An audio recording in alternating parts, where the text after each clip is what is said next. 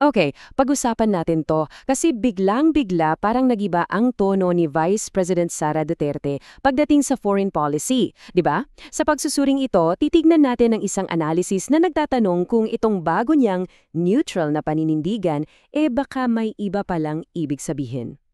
At dito mismo nagsimula ang lahat ng usapan. Isang maikling pangungusap pero itong mga salitang to mula kay Vice President Duterte, yan ang nagbukas ng pinto sa napakaraming seryosong tanong na ating tatalakayin ngayon. So, heto na yung pinakapuso ng usapan, no? Itong pag-shift ba niya ng posisyon ay isang tunay na makabansang paninindigan o isa lang talagang kalkuladong political makeover? Okay, unang bahagi. Para masagot yan, sinasabi sa source material na kailangan daw nating balikan kung ano ba yung tila magkasalungat na mga sinasabi at ginagawa niya noon kumpara ngayon. Tingnan niyo to, from 2016 to 2022, habang ang tatay niya ang presidente at may pro-China policy, tahimik lang daw si VP Duterte, parang walang issue. Tapos, pumasok ang Administrasyong Marcos, nag-iba ang ihip ng hangin, bumabalik sa mga dati nating kaalyado. At bigla, ngayon si VP Duterte naman, kinu-question na yung mga alyansa. So ang tanong, bakit ngayon lang? Anong nagbago? At ayon sa analysis, hindi raw ito nagkakataon lang. Itong biglaang pagbabago niya ng tono, sumakto raw sa panahong lumalakas yung suporta ng tao, lalo na ng militar, para sa foreign policy ng kasalukuyang administrasyon. So ang alegasyon, hindi raw ito tungkol sa pulisiya, kundi political opportunism. Sige, punta tayo sa bakit. Kung hindi niya daw ito tungkol sa prinsipyo, ano raw talaga ang motibo sa likod nito? Ayon sa mga sources, may dalawang pangunahing layunin daw yan. Una, political rebranding. Alam niyo yon, para lumayo sa imahe ng tatay niya at ng kasalukuyang gobyerno, para sa 2028 gusto niya raw magmukhang outsider. Pangalawa, strategic distraction. Para ilihis yung atensyon natin sa mga mabibigat na issues sa kanya tulad ng banta ng impeachment at syempre, yung controversial na confidential funds. At ang sinasabi sa analysis, magkadugtong daw yung dalawang yan. At dito na papasok yung pinakamabigat na alegasyon ng mga sources. Ginagamit nila yung terminon Manchurian candidate. Linawin natin. Ito yung definition nila. Isang public figure na, sinasadya man o hindi, ay nagsisilbi sa interes ng ibang bansa. Paano? Sa pamamagitan ng pag-uulit ng propaganda nila at pagsira sa tiwala ng publiko sa sarili nilang gobyerno. So ano raw yung mga ebidensya? Ayon sa mga artikulo, ito yung mga pattern of behavior na nakikita nila. Una, tila minamaliit yung agresyon ng China sa West Philippine Sea. Pangalawa, yung mga sinasabi niya tukol sa neutrality, halos kapareho daw ng talking points ng Beijing. Tapos, nagtatanim daw ng duda sa mga kaalyado natin.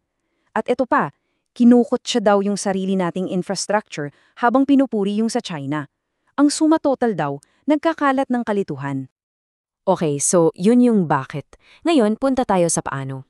Dinetalya ring daw sa mga sources yung mga specific na taktika na ginagamit niya at ito ay ang projection, gaslighting at pag-iwas.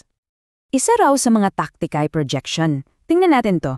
Ang sabi ni VP Duterte, yung issue sa WPS hindi raw dapat magdikta sa relasyon natin sa China.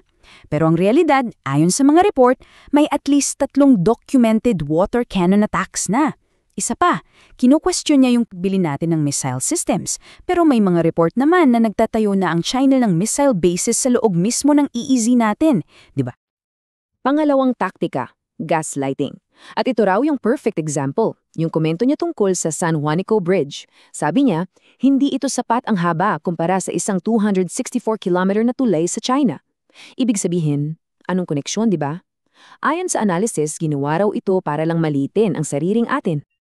At heto yung sinasabing tunay na dahilan. Hindi raw talaga tungkol sa tulay yung issue. Ang argumento ng mga sources, isa itong tactic para iwasan yung mas mahihirap na tanong tungkol sa P650 million na confidential funds. Galing na diversion, no? Pag-usapan na lang natin yung tulay, wag na yung pera. At hindi lang yan, eto pa raw ang isang halimbawa. Habang nasa biyahe sa Australia, bigla niyang kinwestiyon yung utang ng bansa. Nasaan ang inutang? Tanong niya. Ayan na naman daw, isang malaking tanong na inihagis sa ere. Pero kung titingnan daw natin yung data ayon sa mga sources, iba yung kwento. Sa ilalim ng administrasyon ng tatay niya, si President Duterte, yung utang na 5.95 trilyon naging 12.79 trilyon. So mahigit piece 6.8 trilyon ang idinagdag. Yung malaking chunk ng utang na tinatanong niya, sa panahon pala ng tatay niya lumobo. Yun yung detalyeng mukhang nakalimutang banggitin. Kaya naman, tinawag ito ng mga source na Deflection 101. Isang classic na pag-iwas. Ika nga, ibabato mo sa iba yung sisi sa isang problemang, malaking bahagi ay nanggaling mismo sa administrasyon ng pamilya mo.